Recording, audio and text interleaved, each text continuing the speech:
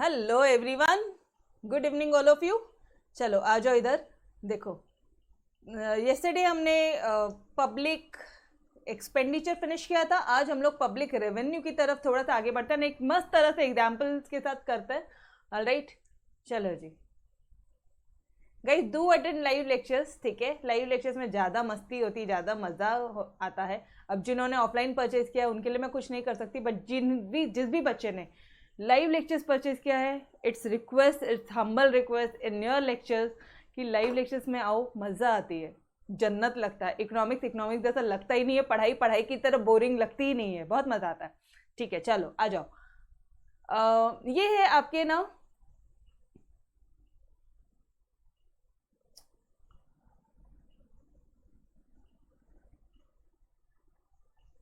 एक minute let's imagine कि ये है आपके स्वानंद सर। ठीक है, और स्वानंद सर को किसी एक बंदी से प्यार हो जाता है।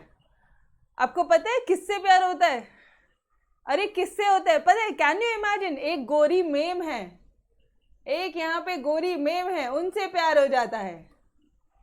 MEM होगा ना? यस, मेम बोल रहे तो MEM होगा ओब्वियसली। एक नंबर, मतलब यार सोचो क्या जन्नत वाली फीलिंग। ठीक है, स्वानंद सर को अरे हंसो मत नालायक लोग। राखी सावंत, अयो नको नको यार, राखी सावंत को मत लेकर बीच में, इतनी बुरी भी चॉइस नहीं है उनकी। ठीक है, चलो, गोरी मेम से प्यार हो जाता है। अभी थोड़ा सा अगर हम लोग अभी स्वानंद सर ने मुझे बताया कि प्रीति मैडम आपको पता है कि ऐसा ऐसा है, घर में थोड़ी सेटिंग लगानी है। बोला सर, इंडिया में लोगों की कमी थी, इतने मस्त मस्त है, आपको वही पसंद आई है? सर ने बोला यार मैम, आपको बताया मैंने पॉजिटिव हो गया, आप तो और उल्टा नेगेटिव कर रही हो। मैंने बोला अच्छा सर सुनो सुनो, आपको पता है, अब ना मैं इनको स्वानंद सर को कन्विंस कर रही हूँ ऑब्वियसली इनडायरेक्टली, कि सर आपको पता है ये जो अंग्रेज लोग थे, इन लोग ने कितना भारत को लूटा है। पहले भारत को सोने की चिड़िया बुलाया जाता था, और आज की डेट पे एक चिड़िया का घोंसला भी नहीं है। ऐसी हालत कर दी उन्होंने हमारे भारत की। Yes sir no, to be very honest यार। और सर आप क्या कर रहे हो? सर तो आपके मानने से ठहरे, प्यार में इश्क में है सर आपके। ठीक है, तो अब मैंने बोला यार कुछ तो मतलब, फिर आई एम एक्सप्लेनिंग हिम कि मैं सर पता है आपको, पहले हम लोग जो भी कुछ कमाते थे ना, जो भी कुछ हम लोग यहाँ पे कमाते थे, ये हमसे लगान लेते थे। फॉरेनर्स आके हमसे लगान लेते थे, और सर ये लगान उन्होंने हमसे लिया है, पब्लिक से लगान लिया है, तो इनका फर्ज बनता था कि ये पैसा उन्होंने पब्लिक के लिए खर्चा करना था। लेकिन सर इन्होंने पब्लिक के लिए खर्चा ही नहीं करते थे, तो अपनी जेब भरते थे। सोचो कितनी चीटिंग की सर। नाउ सर कभी ना थोड़ा सा ऐसे ना, फाइनली थोड़ी देशवासी वाली फीलिंग आती है। सर भी बोलते अच्छा ठीक है मैडम, ओके। अच्छा मुझे एक बात बताओ, क्या फाइनली पहले आप बताओ, क्या आपको भी ये पता है या नहीं पता है कि अंग्रेज लोग लगान लेते थे हमसे, हमारे फार्मर्स से, जो भी कुछ इनकम कमाते थे हम लोग। ठीक है, तो हमसे वो लोग लगान कलेक्ट करते थे, और वो जो पैसा है उससे वो लोग अपनी आर्मी बनाते थे, अपना फोर्स बनाते थे। वो पैसा था लोगों की भलाई करने के लिए, क्योंकि उन्होंने लोगों से पैसा लिया था, तो लोगों की भलाई करनी थी। लेकिन उन्होंने बहुत लोगों की भलाई कुछ नहीं की, कुछ भी नहीं किया उन्होंने ना। आधा से मतलब 10% लोगों की भलाई करते होंगे, तो 90% वो अपना जेब भरते थे। 90% वो अपना जेब भरते थे। ऐसा बोल दो कि उन्होंने अपनी देश की भलाई कर दी। ठीक है, लूट मचा दी थी यार, लूट मचा दी थी। लगान, अरे लगान मूवी नहीं देखी आपने? लगान मूवी नहीं देखी श्रद्धा? लगान मूवी वो आमिर खान की देखी है? तो आज देखो, ठीक है, इट्स नथिंग बट अच्छा पहले आपके ये अंग्रेज होते थे, फिर ये अंग्रेज को निकाला। सर जी निकालो, आप इसको अपने दिल और दिमाग से बाहर निकालो। सर ने बोला अच्छा ठीक है। फिर हमने बोला कि सर एक ना रानी है, आपके लिए एक रानी है। ये सर वो राजा रानी होते ना, वो रानी आपके लिए चूज किया है शादी के लिए। सर अरे बाप रे मैम, वो तो कितनी मस्त है वो मुझसे। अरे बिल्कुल सर, करेगी शादी आपसे। ओके, तो यार मुझे एक बात बता यार, ये जो जो राजा महाराजा लोग रहते थे उनका भी यही काम होता था क्या? ये जो राजा रानी लोग होते थे इनका भी यही काम होता था क्या? ये सेम एग्जैक्टली राजा रानी लोगों का भी काम, जो राजा महाराजा लोग होते थे पहले के ज़माने में, उनका भी तो सेम काम होता था। वो भी लगान लेते थे, हमसे लगान कलेक्ट करते थे, और वो जो लगान उन्होंने कलेक्ट किया वो उन्होंने पब्लिक से कलेक्ट किया, तो पब्लिक पे ही खर्चा करेंगे। यस और नो? पब्लिक से कलेक्ट किया तो वो पब्लिक पे खर्चा करेंगे। अभी पब्लिक पे कैसे खर्चा करेंगे? तो पहली चीज़ वो लोग पब्लिक के लिए प्रोटेक्शन वगैरह करेंगे। पब्लिक के लिए प्रोटेक्शन, यहाँ पे मैं राजा लिखती हूँ, ठीक है, राजा रानी जो भी है, तो ये लोग क्या करते थे? ये लोग पब्लिक पे ही खर्चा करेंगे। पब्लिक से ये लगान जो उन्होंने कलेक्ट किया, कैन आई से इट एज इनकम? इनकम बोल दूं मैं राजा लोगों की, राजा महाराजाओं की इनकम। और कहाँ से इनकम आती है? वो लोग थोड़ी ना जॉब करते, इतने बड़े बड़े महल हैवी बन गए क्या? तो पब्लिक से, ये देखो ये बेचारी मासूम सी पब्लिक, मासूम सी पब्लिक, इनसे वो लोग लगान कलेक्ट करते थे और ये लोग वही पैसे को खर्चा करते थे, पब्लिक के लिए एक्सपेंडिचर करते थे। समझ में आ रहा है एवरीवन? कंसेप्ट समझ में आ रहा है? तो आज की डेट पे राजा रानी कुछ नहीं होते हैं। आज की डेट पे कौन होते हैं पता है? गवर्नमेंट होती है, गवर्नमेंट होती है। और गवर्नमेंट भी आपसे यही तो लगान कलेक्ट करती है। मैडम गवर्नमेंट तो टैक्स कलेक्ट करती है, तो ये लगान क्या है? टैक्स ही तो है माय डियर फ्रेंड्स। लगान क्या होता है? टैक्सेस ही तो है। और ये टैक्सेस कुछ आपको सीधा बोल के वसूलती है, कुछ इनडायरेक्ट वे में वसूलती है। कुछ टैक्सेस होते हैं डायरेक्ट टैक्सेस, कुछ होते हैं इनडायरेक्ट टैक्सेस। समझ में आ रहा है? टैक्सेस भी दो टाइप से वो लोग वसूलते हैं। एक होता है डायरेक्टली वसूल कर लिया, सीधा सीधा बोल के वसूल किया कि भाई मैं ना तेरे से टैक्स ले रहा हूं। दूसरा इनडायरेक्ट वे में, बिना बताए टैक्स ले लेना, चोरी छुपे टैक्स ले लेना यार, वो टैक्स होता है इनडायरेक्ट टैक्स। इनडायरेक्ट टैक्स समझ में आया एवरीवन? ठीक है, गवर्नमेंट ने भी पब्लिक से पैसा लिया और वो पब्लिक पे ही खर्चा करेंगी, यही गवर्नमेंट का काम है, पब्लिक पे खर्चा करेंगी। पब्लिक पे खर्चा किस सेंस में? अपना डिफेंस फोर्स बनाने के लिए, अपनी आर्मी बनाने के लिए, आर्मी को और स्ट्रांग बनाने के लिए, इक्विपमेंट्स वगैरह परचेज करने के लिए, लोगों का प्रोटेक्शन करने के लिए। समझ में आ रही है बात एवरी वन ऑफ यू? आपने ऑलरेडी कल ये पॉइंट्स देखे थे, अगर आपको याद आ रहा होगा तो कल ये पॉइंट्स आपने बेहतरीन तरह से देखे थे कि हमारा काम क्या होता है, गवर्नमेंट का काम क्या होता है? प्रोटेक्शन, सिटीजन के कलेक्टिव नीड्स को सेटिस्फाई करना।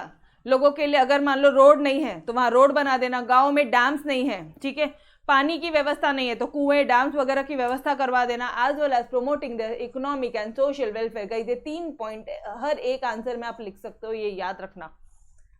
कंसेप्ट समझ में आया एवरीवन? पब्लिक रेवेन्यू क्या होता है? अब ये पब्लिक रेवेन्यू क्या होता है अब आपको बेहतरीन तरह से समझेगा। एक होता है टैक्स के फॉर्म में, एक होता है डायरेक्ट रेवेन्यू लेना, एक होता है नॉन टैक्स के फॉर्म में रेवेन्यू लेना, ठीक है? Okay, it refers to the total collection of income. It refers to the total, भाई टोटल इनकम कितनी है गवर्नमेंट की, कितना गवर्नमेंट ने वसूल किया है, कितना रेवेन्यू की बात कर रहे हो, रेवेन्यू तो क्या बोलोगे? कितना वसूल किया है, टोटल कलेक्शन। वर्ड क्या यूज करोगे? Collection by Indian government through various sources. And वो सोर्सेज क्या कौन से हो सकते हैं? टैक्स भी हो सकते हैं, नॉन टैक्स सोर्सेज भी हो सकते हैं। Clear everyone? ठीक है, वही चीज़ें यहाँ पे necessity of public revenue arises. क्यों अराइज होती है? क्या ज़रूरत है हमारे ये पब्लिक रेवेन्यू की जो नेसेसिटी क्यों अराइज हुई है? ड्यू टू पब्लिक एक्सपेंडिचर, क्योंकि पब्लिक एक्सपेंडिचर करना होता है। अरे पब्लिक से रेवेन्यू क्यों कलेक्ट कर रहे हो यार? ये कलेक्शन क्यों कर रही है गवर्नमेंट? क्योंकि पब्लिक पे खर्चा भी तो करना है, पैसा कहाँ से लाए? समझ में आ रहा है everyone? Clear with the concept? Yes third? Okay, तो चलो आ जाओ अब टैक्सेस रेवेन्यू की बात करते हैं। टैक्स रेवेन्यू क्या होता है? टैक्सेस की बात करो, कंपल्सरीली देना है, बोल के दे रहे हैं, बोल के मांग रहे हैं, भरना पड़ता। मैडम नहीं भरा तो पेनल्टी रेडी है, नहीं भरा तो क्या बोलोगे? और बहुत सारी पेनल्टीज है, कुछ फाइन्स है, कुछ इम्प्रिजनमेंट है। इम्प्रिजनमेंट मतलब जेल हो सकती है। पता है क्या? अगर तुम किसी कंपनी के डायरेक्टर हो, कंपनी के डायरेक्टर हो, ये ना ये आपको एसपी सब्जेक्ट में होगा, ये आपको एसपी सब्जेक्ट में होगा। अगर आप किसी के कंपनी के डायरेक्टर हो तो आपको 5 साल का एनुअल रिटर्न भरना ज़रूरी है, कंपलसरी, नहीं भरा तो पेनल्टी रेडी है रे बॉस, अच्छी खासी पेनल्टी है, समझ में आ रहा है। अगर आप मैडम कंपनी में डायरेक्टर ही नहीं है तो कोई बात नहीं, कंपनी चलाता कौन है, मेन एम्प्लॉय कौन है, मेन एम्प्लॉय, अच्छा एम्प्लॉय पे उतर गए, हाँ जी, फिर एम्प्लॉय पे उतर गए वो लोग, एम्प्लॉय पे पेनल्टी लग जाएगी, समझ में आ रहा है, every one of you. Madam employ भी नहीं है, अरे तो कंपनी में 5 लोग, 2-3 लोग तो काम करते होंगे जो कंपनी में काम वाम कर रहे हैं, सारी चीजें जो कंपनी से रिलेटेड डिसीजंस ले रहे हैं, उन पे पेनल्टी लग जाएगी, समझ में आ रहा है। तो गई this is the compulsory contribution, compulsory बोला ना तो कोई ऑप्शन नहीं है तुम्हारे पास में, तुमको भरना ही पड़ता पैसा। अ tax is the compulsory contribution from, कौन देगा, ये बेचारे, ये पब्लिक देगी, किसको देगी, गवर्नमेंट को देगी, without reference to special benefits conferred, मतलब इसके बदले में, ये टैक्स देने के बदले में गवर्नमेंट तुमको कोई स्पेशल बेनिफिट नहीं देती है रे भाई, no special benefits is conferred, no special benefits is given, अगर मैं इसको शॉर्ट में बोलती हूँ तो गिवन वर्ड है, लेकिन क्या है वो, डेफिनेशन है, रेड कलर में चिक चिक के बोल रहा है कि तुम मेरे साथ हेरा फेरी नहीं करोगे, ठीक है, कोई हेरा फेरी नहीं करोगे, मतलब चुपचाप ऐसे ही लर्न करना है, without reference to any special benefit conferred, समझ में आया। तो professor Seligman, a tax is a compulsory contribution from the person to the government, from the person to the government without reference, कोई रेफरेंस नहीं है कि तुमको कोई स्पेशल बेनिफिट आपको दी जाएगी, डन एवरीवन, फटाफट से बता दो, डेफिनेशन लर्न हुई, एवरीवन विथ मी, क्या हम साथ साथ है, यस, ओके, वापस से प्रोफेसर सेलिंगमैन, वापस से बोलो, जो बोलना है, सेलिंगमैन बोलना है वैसा बोलो, स्पेलिंग सही होनी चाहिए एग्जाम में, बाकी कुछ नहीं चाहिए मुझे, एग्जाम में स्पेलिंग्स करेक्ट होनी चाहिए, ठीक है। A tax is a compulsory contribution, कौन देता है, किसको देता है, from person to the government, आपके हरीश सर को भी भरना पड़ता है टैक्स, ठीक है, हर कोई भरता है, आई एम ऑल्सो गिविंग, मैं भी भर रही हूँ टैक्स, मेरे हस्बैंड भी भरेंगे इंडिविजुअली, मैडम अलग अलग, हाँ फिर दोनों की अलग अलग इनकम है तो अलग अलग टैक्स भरेंगे ना, अगर आपके मॉम आपके डैड अलग अलग कमाते हैं और जो भी बंदा आपके इंडिया में कमाता है उसे टैक्स भरना पड़ेगा, direct percentage, direct fix percentage है, वो फिक्स परसेंटेज अगर मैं आपको यहाँ पे बताऊं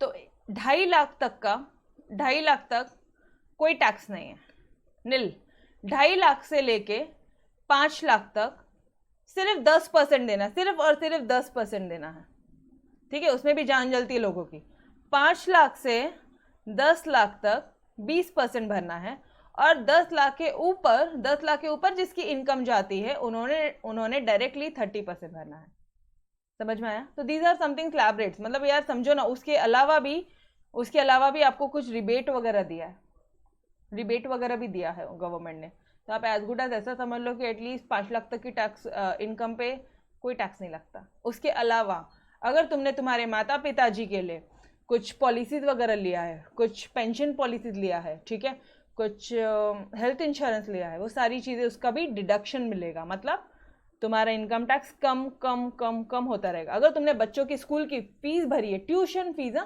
कभी भी कॉलेज की रिसीट देखना, रिसीट में वहाँ पे जो ट्यूशन फीस वर्ड होता है ना, ट्यूशन फीस, उसका डिडक्शन मिलता है, दैट इज उसका डिडक्शन मिलता है अंडर चैप्टर 6A, ठीक है। अच्छा दैट्स अ पार्ट, वो बहुत ज़्यादा डिटेल में हो जाएगा, बट आपको बताने के लिए उसका डिडक्शन मिलेगा, तो आप अपने मॉम डैड को बोल सकते हो कि मॉम डैड ये मेरी फीस है, ये ट्यूशन फीस का डिडक्शन मिलता है इनकम टैक्स पे, इसको क्लेम कर लो, आपको टैक्स और कम हो जाएगा। अगर मान लो आपकी 5,000 ट्यूशन फीस है, कॉलेज की फीस मान लो 10,000 है, तो उसका 50% ऑन एंड एवरेज वो लोग ट्यूशन फीस दिखाते हैं, ठीक है, तो 50% आपको टैक्स में बेनिफिट मिलता है, समझ में आ रहा है, उतना टैक्स कम भरना पड़ता है। तो ऐसे बहुत सारे कंडीशन है, बहुत सारी चीज़ें हैं, चलो दैट्स अ पार्ट। यार टैक्स क्या होता है, tax is the compulsory contribution from the person to the government without reference to special benefits conferred. ये स्पेशल बेनिफिट वाले जो टॉपिक है ये सेलिंगमैन ने बोला है। Done, clear? अरे उससे क्या करना है, कितना भरती हूँ, चलो बोलो, क्लियर? ओके कैरेक्टरिस्टिक्स, अब आपको इनके बारे में ना अब हमें एग्जाम में कई बार क्वेश्चन आता है कैरेक्टरिस्टिक्स ऑफ टैक्स, तो डेफिनेशन लिख कर आना है, फिर कैरेक्टरिस्टिक्स लिखोगे, ठीक है। टाइप्स ऑफ टैक्सेस, अगर क्वेश्चन ये आता है तो डेफिनेशन लिख कर आओगे, डन, फिर टाइप्स लिखोगे, बस इतना ही है टैक्सेस में इतना ही है, बाकी नॉन टैक्स रेवेन्यू है, ठीक है। चलो आ जाओ जी, फटाफट से इतना फिनिश कर लेते हैं। Tax is a compulsory contribution है, ये हमने ऑलरेडी ऊपर भी देख लिया। Every citizen is legally bound to pay, इसी शब्दों को अलग से बोला है कि हर एक इंडिविजुअल को लीगली वो बाउंड है, कानूनी उसको वो टैक्स भरना ही पड़ेगा, नहीं भरा तो उसको पनिशमेंट किया जाएगा। If person fails to pay the tax he can be punish, उसको पनिश किया जाएगा। It's the major source of revenue है ये गवर्नमेंट का, भाई गवर्नमेंट इसी से ही चलती है, मेन सोर्स है रेवेन्यू का, समझ में आ रहा है एवरीवन? ओके, नेक्स्ट पॉइंट की तरफ बढ़ते हैं। Tax is paid by the tax payers to enable government to incur expenses in the common interest of society. मतलब जो टैक्स है वो paid by the tax payers. Tax कौन पे करता है? टैक्स पेयर्स पे करते हैं। एक मिनट, हम लोग पे करते हैं टैक्स, तो can I write it as, अरे हम अगर टैक्स पे करते हैं तो can I write it as tax payers. अब देखो, tax is paid by the tax payers, ठीक है, टू अनेबल गवर्नमेंट को हेल्प होता है, टू इनकर एक्सपेंसेस, ताकि वो लोग खर्चा कर सके, इन the common interest of society, public के लिए एक्सपेंडिचर कर सके। लेकिन पब्लिक एक्सपेंडिचर वर्ड यूज नहीं किया, क्या बोला है? Expenditure in the interest of society, society के लिए कर सके, एक ही बात है, समझ में आ रहा है? Third point, payment of tax does not entitle any direct और प्रोपोर्शनेट बेनिफिट्स और services from government in return. Government तुमने इतना, मान लो जैसे आपके हरीश सर, ठीक है, हरीश सर के लिए मैं अगर एग्जाम्पल लूँ, हरीश सर आपके 1 लाख रुपीज टैक्स पे करते हैं, ठीक है, तो गवर्नमेंट डायरेक्टली 1 लाख रुपए का उनको कोई बेनिफिट नहीं देगी, कोई बेनिफिट नहीं देगी, ठीक है। मान लीजिए हरीश सर 5 लाख रुपए टैक्स पे करते हैं, तो गवर्नमेंट कुछ आपको 5 लाख रुपए का बेनिफिट नहीं देगी सर जी, ये समझ में आ रहा है? ये तो डेफिनेशन में लिख दिया था मैडम, हाँ जी, without reference to special benefits conferred, वही चीजें हैं, ठीक है। ओके, अब now tax is impose on income पे इनकम टैक्स, प्रॉपर्टी पे property tax, goods and services पे, कमोडिटीज एंड सर्विस पे जीएसटी। Done everyone? कैरेक्टरिस्टिक समझा क्या? पहला क्या बोलोगे? कंपल्सरी कंट्रीब्यूशन है, नहीं पे किया तो पनिशमेंट हो जाएगी। फिर क्या बोलोगे आप कि गवर्नमेंट, आप जो टैक्स पेयर्स है, आप अनेबल करते हो गवर्नमेंट को कि गवर्नमेंट खर्चा करे सोसाइटी की बेनिफिट के लिए, सेकेंड पॉइंट।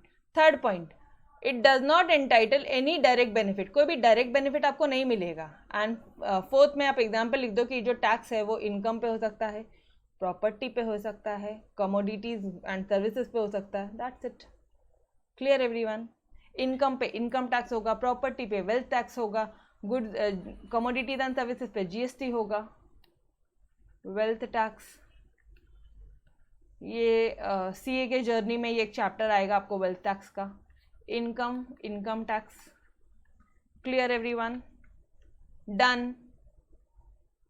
इतना सही था रे, ज़्यादा कुछ भी नहीं था। कंपल्सरी कंट्रीब्यूशन, अपना पैसा जाएगा तो वो खर्चा करेंगे, उसके बाद में थर्ड पॉइंट बोल देना कोई डायरेक्ट बेनिफिट नहीं मिलेगा, एंड फोर्थ टाइप में जो फोर्थ पॉइंट उसमें डायरेक्ट डिफरेंट टाइप के टैक्सेस बता देना। क्लियर? ओके,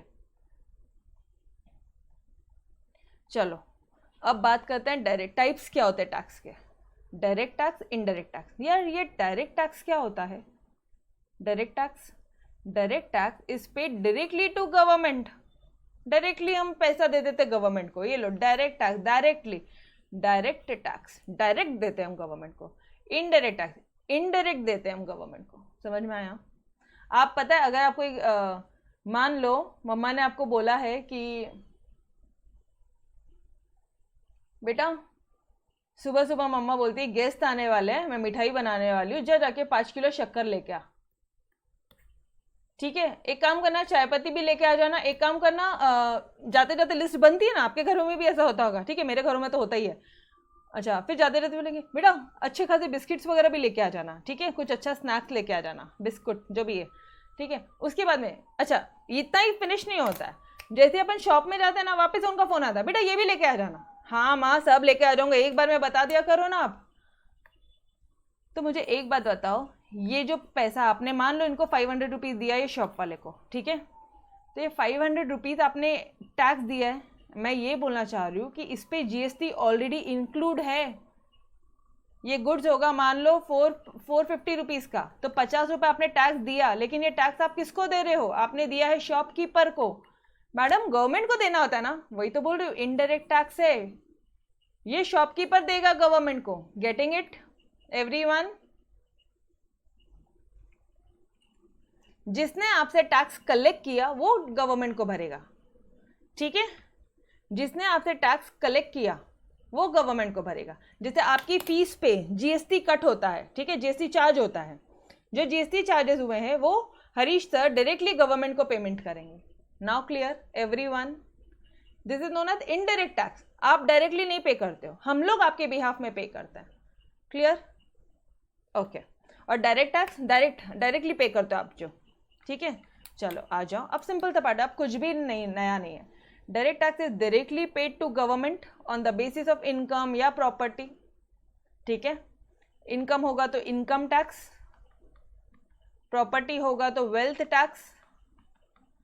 टैक्स बर्डन किस पे टैक्स बर्डन है? सेम पर्सन पे, मतलब जिसकी इनकम है उसी पे बर्डन है कि तुमको टैक्स भरना है गवर्नमेंट को। यहाँ पे ऐसा नहीं है, यहाँ पे ऐसा नहीं है, समझ रहे हो? इनडायरेक्ट टैक्स में ऐसा नहीं है, ठीक है, okay. Burden of tax can not be transfer to others. आप ऐसा नहीं बोल सकते कि यार मुझे ना इस बार बहुत खर्चा है, डैडी आप मेरे बदले का टैक्स भर दो। आप यहाँ ये काम कर सकते हो, ठीक है। अगर आपको कम लेना है तो आप सामान ही कम लोगे, क्योंकि आपको जीएसटी दिख के नहीं आता रे, जीएसटी अपने आप लूट लिया जाता है तुमको। 500 रुपये में ऑलरेडी जीएसटी है। अगर आपके पास में पैसे कम होंगे तो तुम 400 रुपये का ही सामान खरीदोगे, ऑटोमेटिकली आपने बर्डन शिफ्ट कर दिया। समझ में आ रहा है everyone? Okay. Here burden of tax can not be transfer to others. Impact and incidence of direct tax falls on the same person. वही घुमा फिरा की लाइन है, personal income tax, wealth tax. मुझे एक बात होता है इसमें नया क्या था? एक नया तो ये था कि डायरेक्टली दोगे आप गवर्नमेंट को, शिफ्ट नहीं कर सकते, और सेम पर्सन पे आता है।